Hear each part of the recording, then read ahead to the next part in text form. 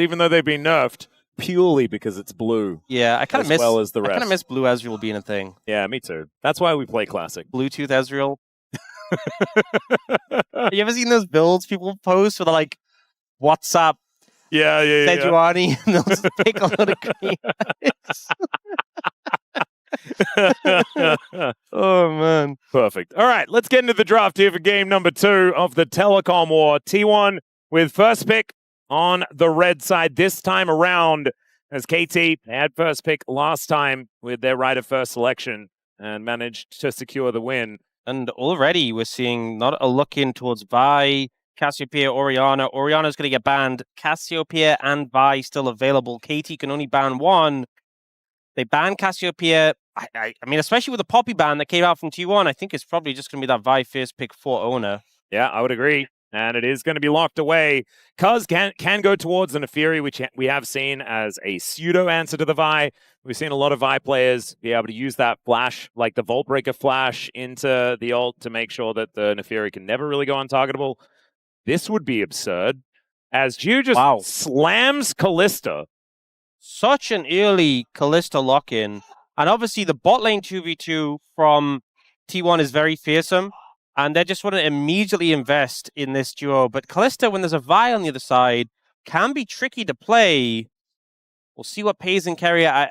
We'll see if they bring out their bot lane now to answer this, or if they look to prioritize the solo lanes instead. I think getting a bot lane here secured would make more sense for me. Yeah. What are you specifically going to be able to pick into this? Or is the Caitlyn available? I can kind of keep it a distance. Oh. But a Taliyah coming through... Probably for Faker. The Unraveled Earth, a lot of value into the Taliyah. Yeah, absolutely. Kalista does have a bad time tripping over rocks and things like that. So Taliyah is a good one. But this does mean that more attacks can now be leveled towards that bottom lane. I think if you're not picking the pairing, maybe you just go here for the for top laner, for Doran, maybe the Ambessa. Wait. You can layer the CC with the Vi ult. Hold on. How do we know that they're not picking the bottom lane? It's Taliyah Rumble, the classic combo. Yeah. Okay, so it's probably the solo lanes that have been locked in here by T1. But Taliyah was played sporadically on the bottom side of the map just recently. And the Cassante, one of the big picks into the Rumble that we had seen finding some success, going to be in the hands of Perfect this time. So I think Caitlyn ban makes a lot of sense for KT here. Taking that one away from Peyz and Keria, pretty excellent at Caitlyn plus whatever lanes. Yep. And I think for T1, Syndra comes to mind. BDD's had fantastic performances on this pick. So I think getting rid of that gives a lot of space.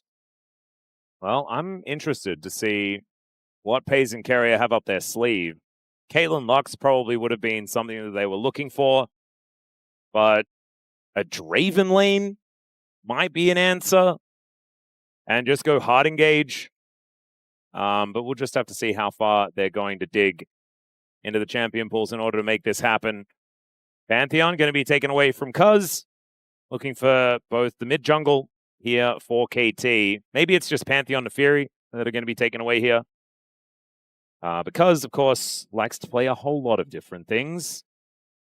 The Trundle could be something that he'd be looking for as well, perhaps. But it's not my personal favorite. And the Xayah going to be taken away from Peyz as well. Thinning out the options here for Peyz a good amount. I hate to say, I'm sorry, Max. There is still Jin available.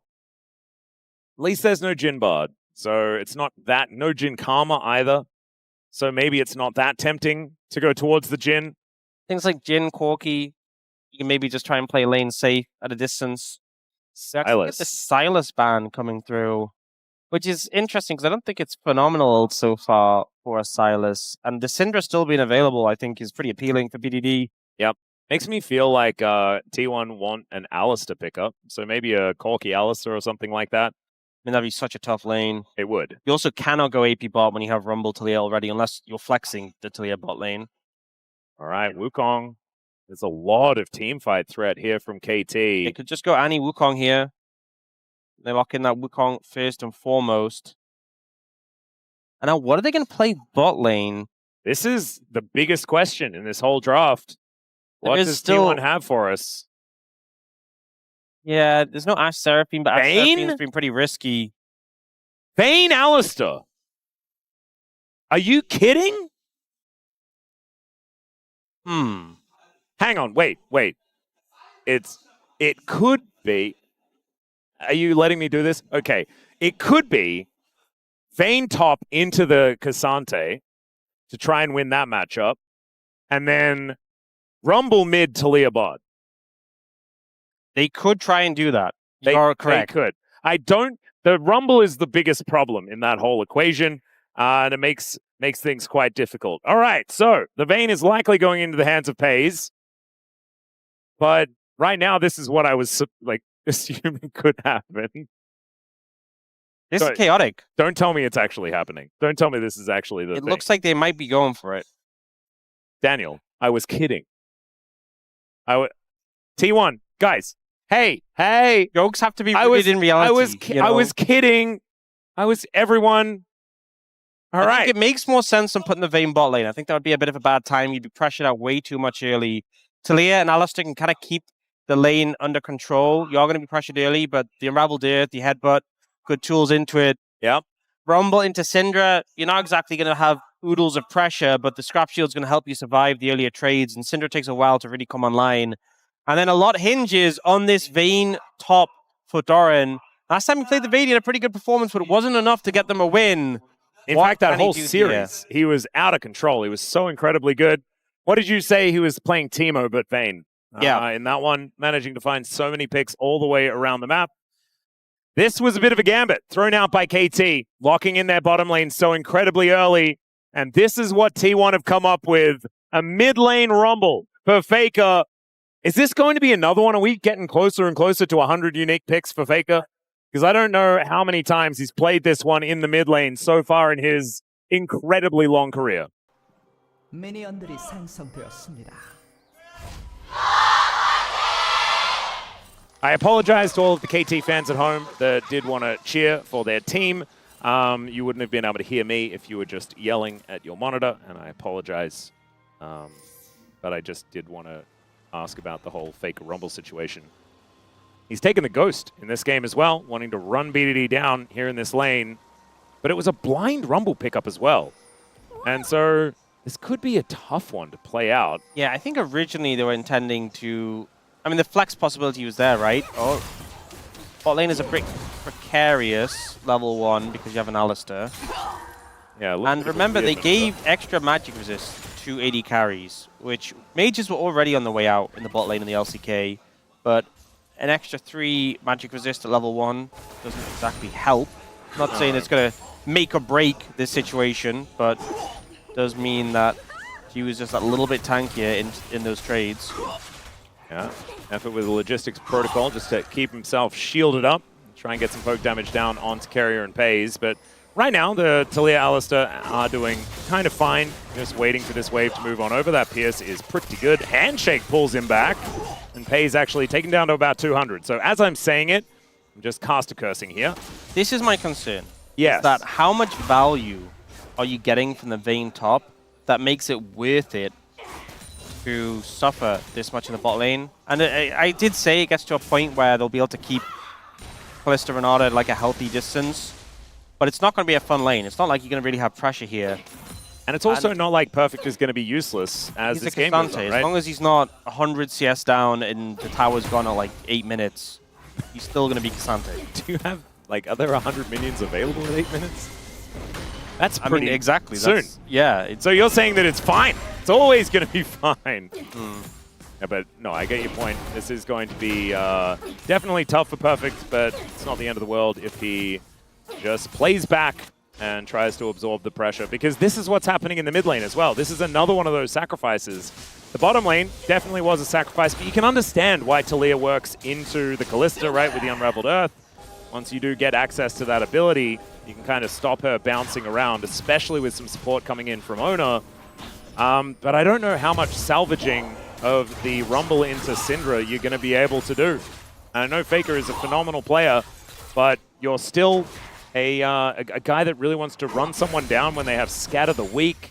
And then before that, they've just got a complete range advantage over you.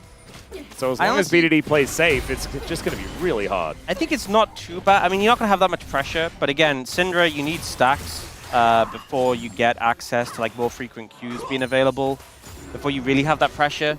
And I think in the meantime, faking is just bulking up, and with Scrap Shield can kind of mitigate. All right. So I don't think he's going to get run out of lane or anything, especially if you really need to. You can itemize early Merc Treads. Well, Not a fun time, but he shouldn't be dying, and doesn't have the TP this game though, so going to make resetting a little bit more awkward. That was a really nice condemn, as Doran caught perfect after the Pathmaker came out, and so was not unstoppable. Well played. And so Doran is now the AD carry in this game. Let's see how it's going to work here for T1. Currently a 200 gold lead for KT. As the flash from Effort just going to pick up Peyz here. The rocks go down though. And this is the problem here for KT, is dealing with that Unraveled Earth. Yep. Makes it very difficult to continue that momentum. I think Jiwoo was just a little bit too far away when he went for the flash as well. With Kalista Renata specifically, it's the fact that you have the Kalista's W passive and Renata's passive. If you're both hitting a target, just so much damage, even if you just auto-win. It's a ton. Oh, Cuzz moving in. There's the scatter, but Faker able to scrap shield and run away. He's a little bit down in farm, but going to get a recall off here. Not the end of the world. Yeah, honestly, not as bad as I immediately anticipated. My mid lane Rumble matchup knowledge is not as high. Oh, he's going the Sorks though, not going the Merc Treads defensive option. And the upgraded Sorks did just get buffed. So a lot of flat pen for Rumble, who very much appreciates that stat. Yeah, certainly does like it. Bit of extra movement so you can be going to help with dodging the skill shots. And once he gets the equalizer, you know, you can just ult the wave and then reset, and you're kind of fine. Some plate money, I believe, going over the perfect there. I think he was there more recently enough for that money to head his direction. Wasn't entirely sure, as we didn't see the number go up, or at least I didn't. As there is a really nice shove onto Jiwoo.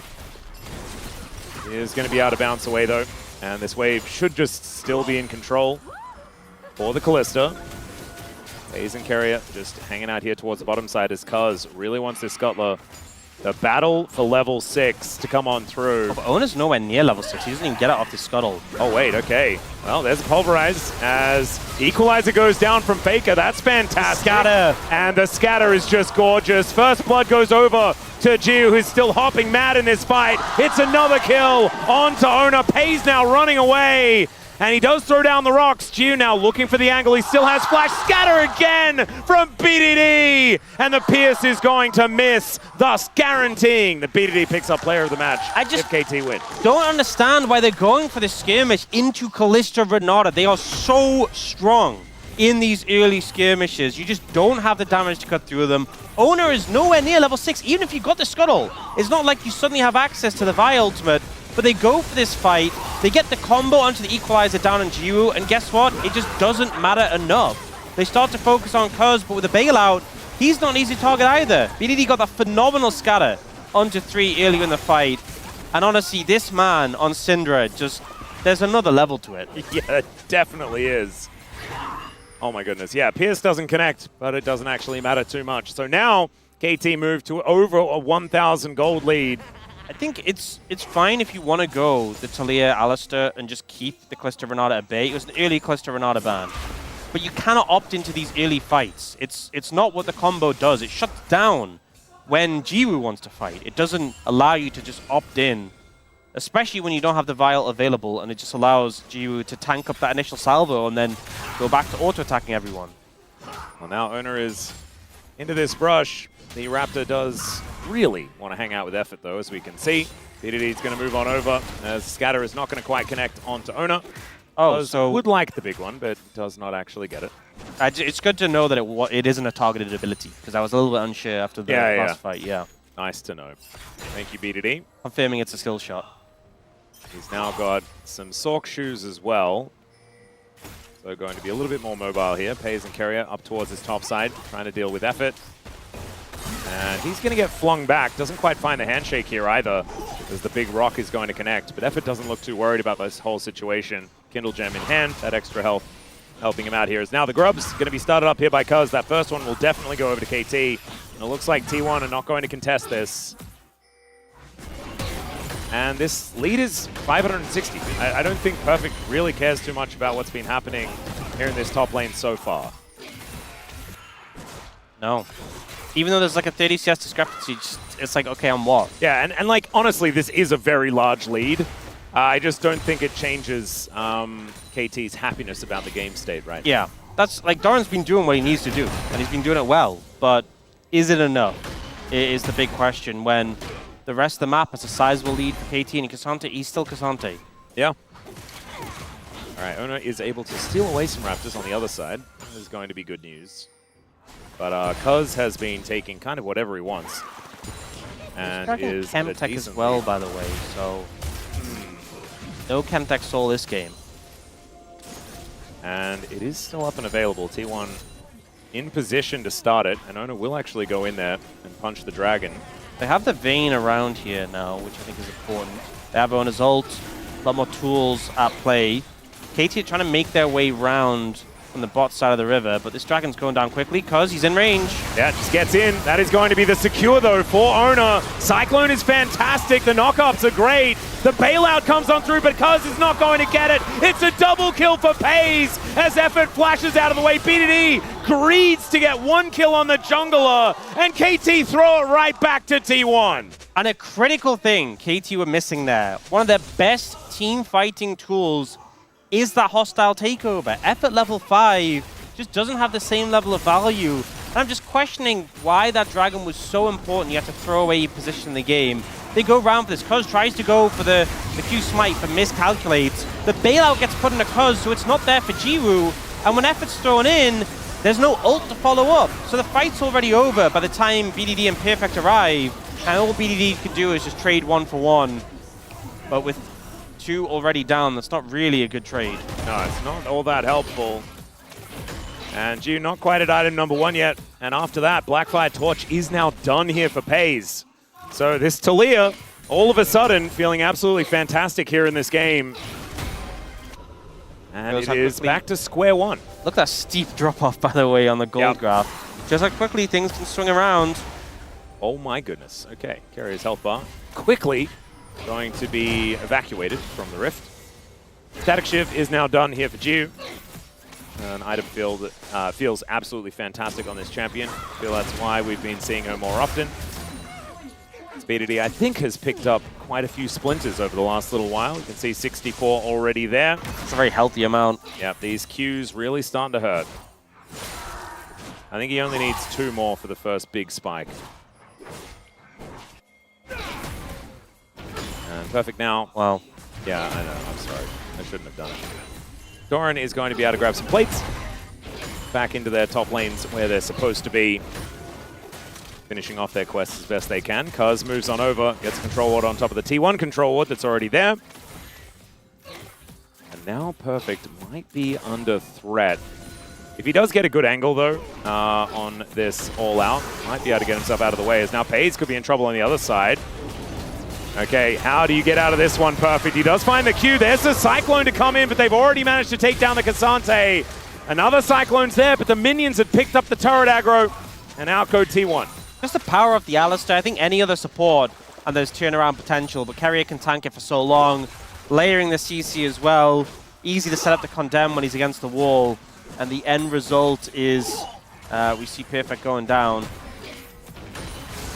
Keria making the play gets the aggro, and he actually uses the Pathmaker very early. And just ends up Cuzz coming in a little bit too late, not able to keep Keria under tower. I think he had to use the Pathmaker there to stop the condemn, but unfortunately just meant Keria could take aggro and knock him out. Yeah, it didn't quite work out there, and then Cuzz actually invested the flash to try and save that play, and unfortunately that didn't work. So Perfect at least now does have a Frozen Heart built up. I think this is actually kind of cute into the Vayne specifically. Try and mitigate some of that attack speed. Makes sense. As the Headbutt Pulverize does come down for Keria. Effort is going to be able to chase the cow away. But Hexplate is now on Doran.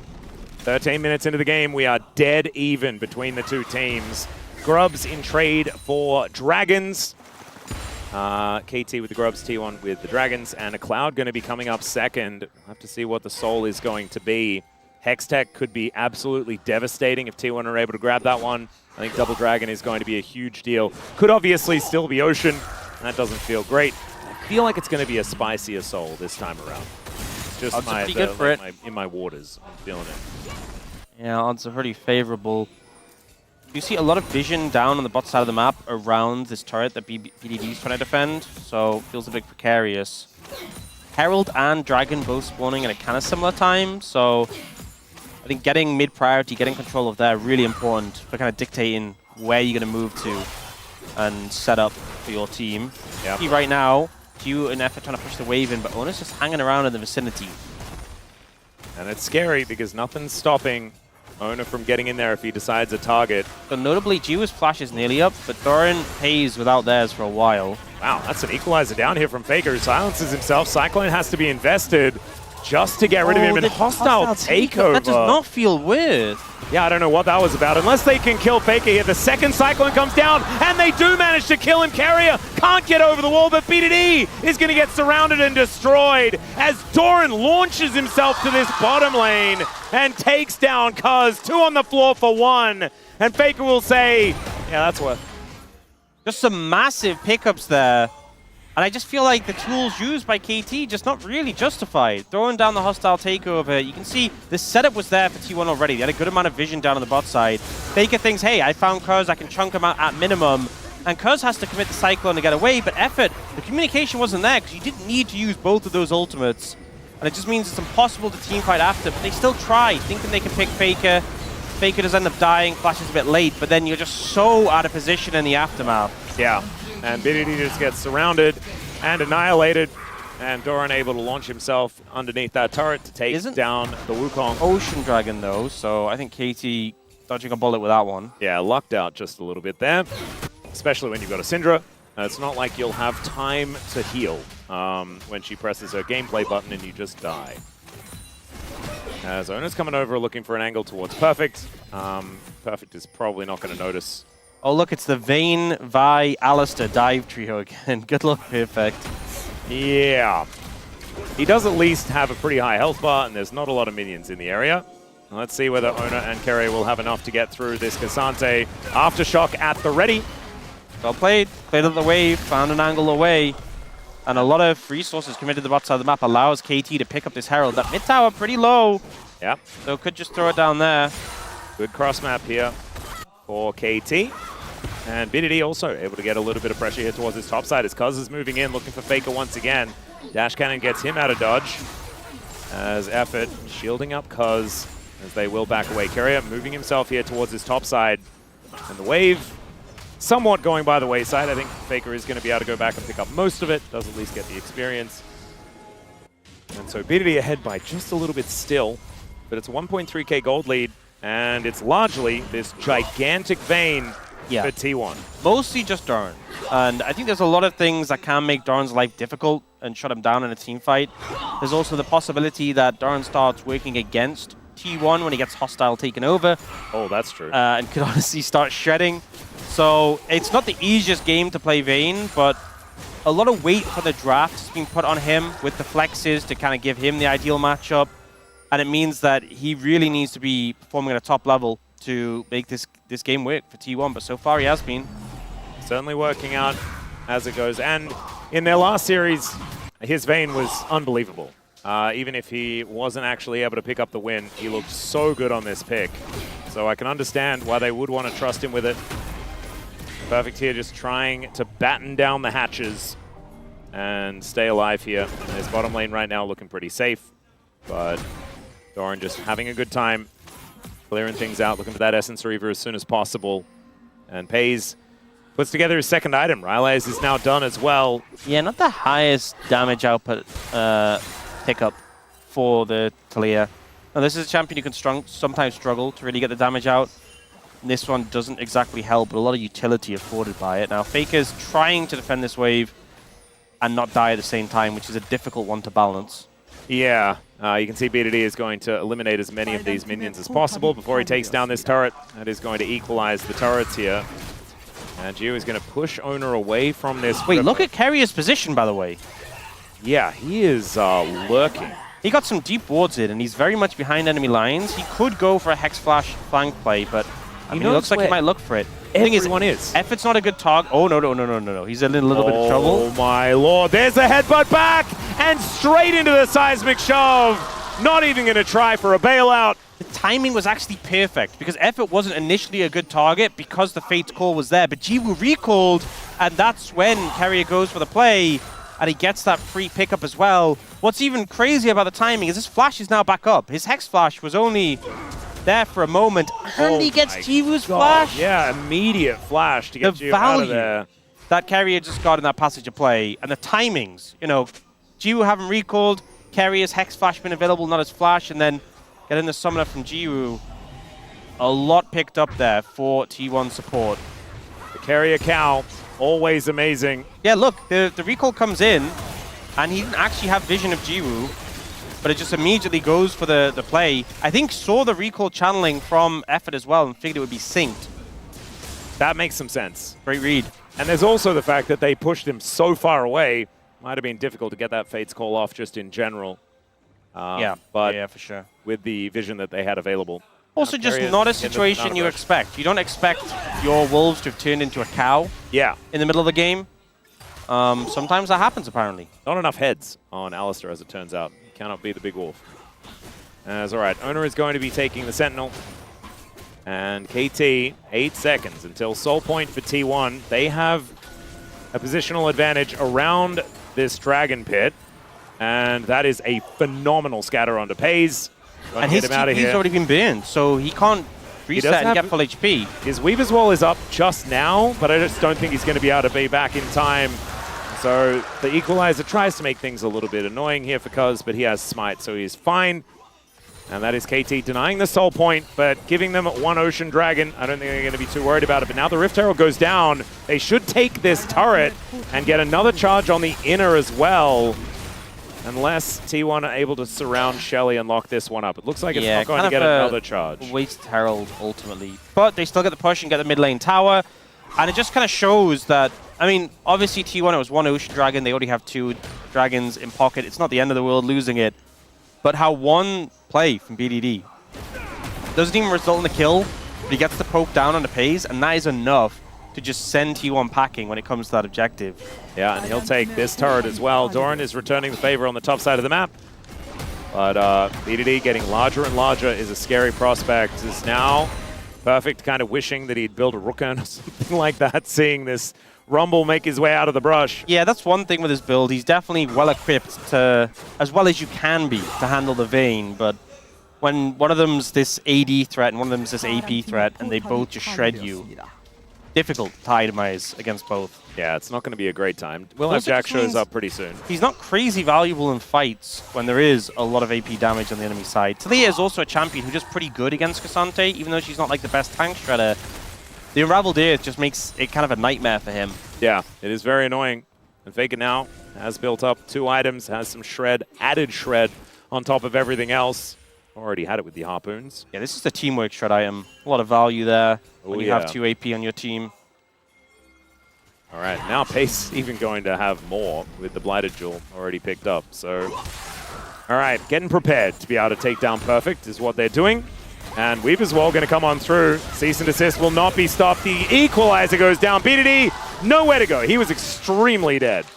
Great pick there. Great buffer by Oner. Gets some Baron? range for the ultimate, so you can't be scattered. They don't opt to go for Baron. It's Huni Baron again.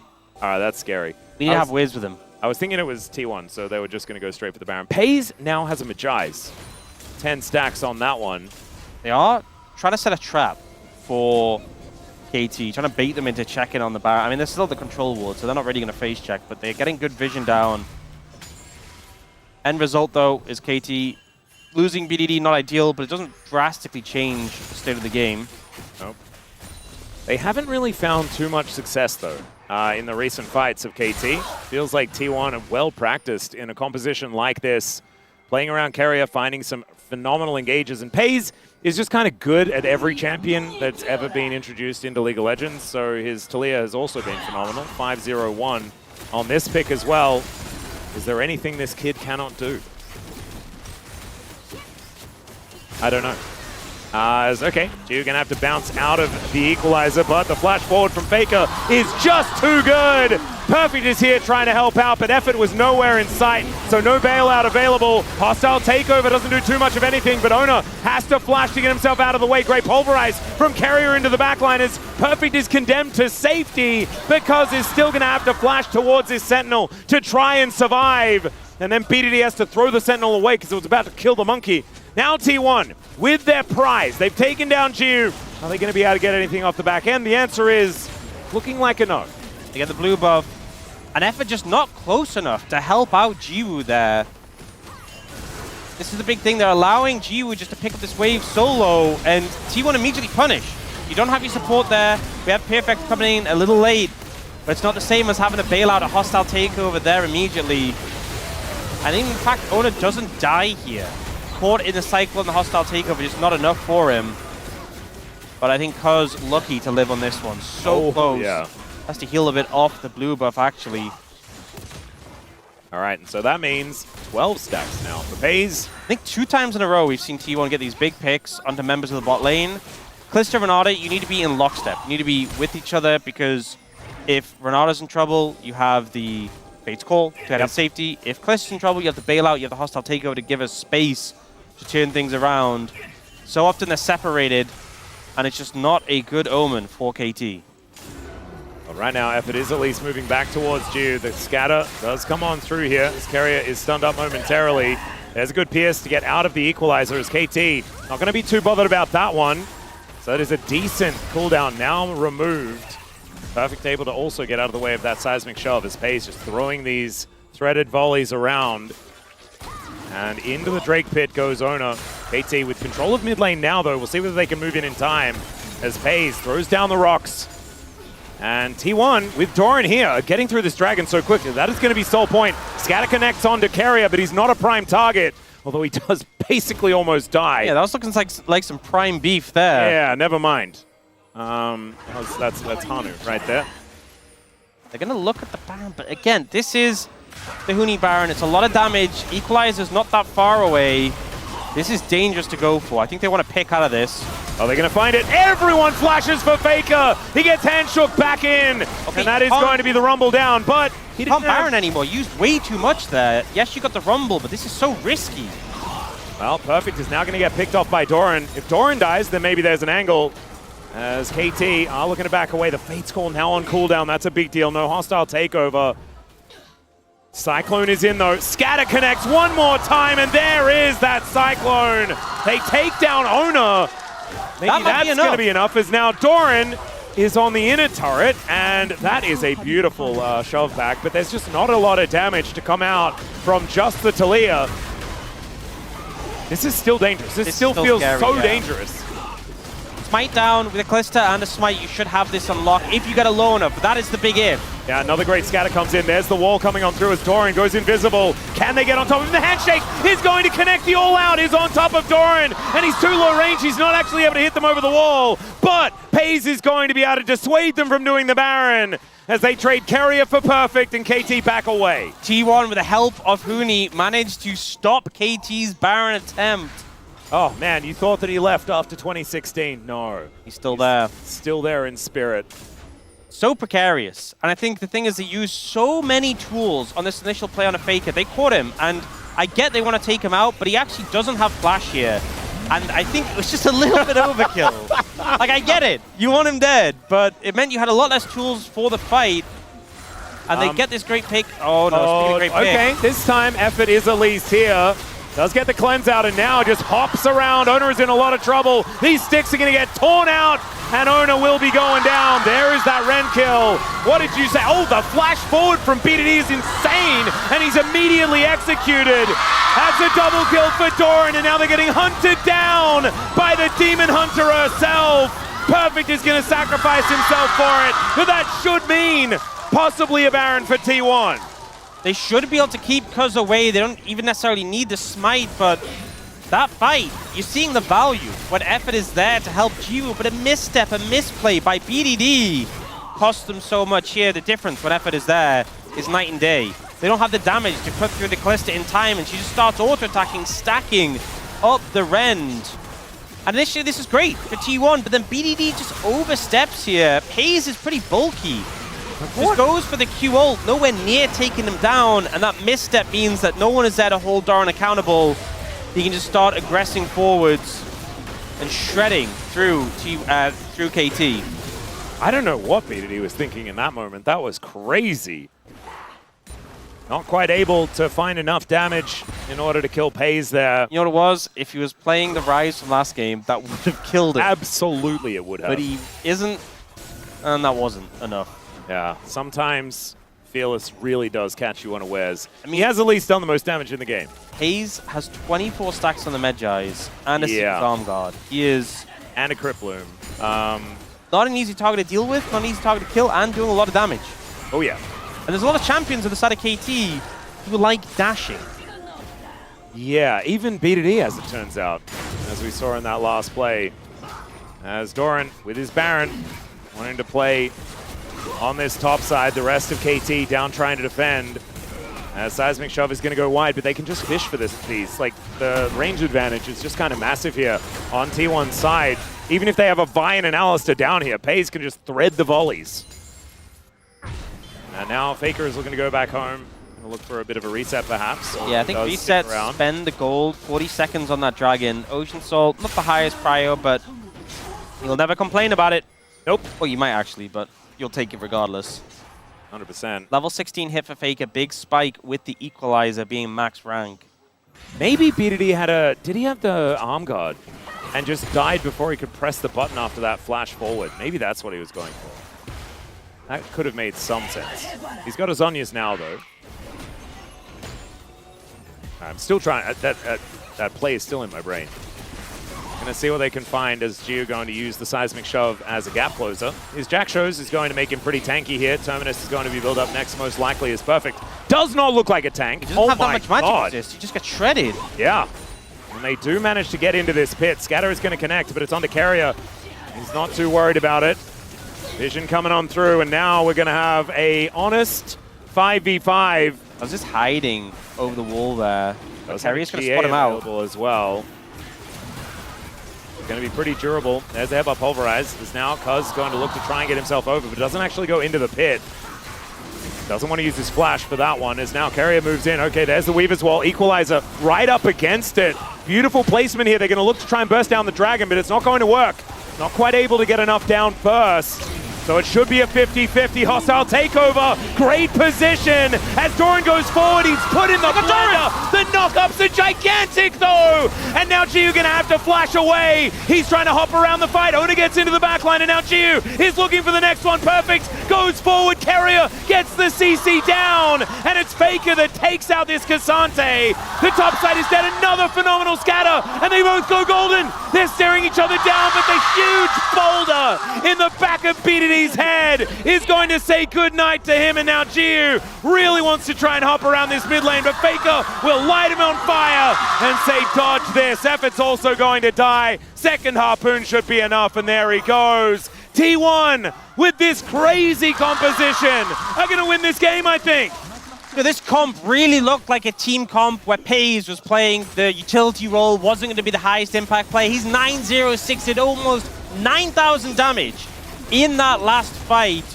Doran went down, but Peyz stood strong, and now T1 looking to end the game. Cuzz is here to defend. Perfect up in a second. Is it going to be enough? Another great Hex Splash as there is a gorgeous Seismic Shove. Cuzz just dead. Nothing that he can do about that play as Keria just survives the Nexus turrets. No worries there at all. Perfect. Not going to be worrying about the Seismic Shove, but the Nexus is not able to defend itself as Doran can shoot it whenever he would like. Wants to grab a couple of kills, but in the end, they're going to look towards this Nexus and move us to a game number 3 and 6 on the night. T1 with a pretty tricky draft. Not the easiest to scope out for KT, seeing the flex of the Vayne to the top lane.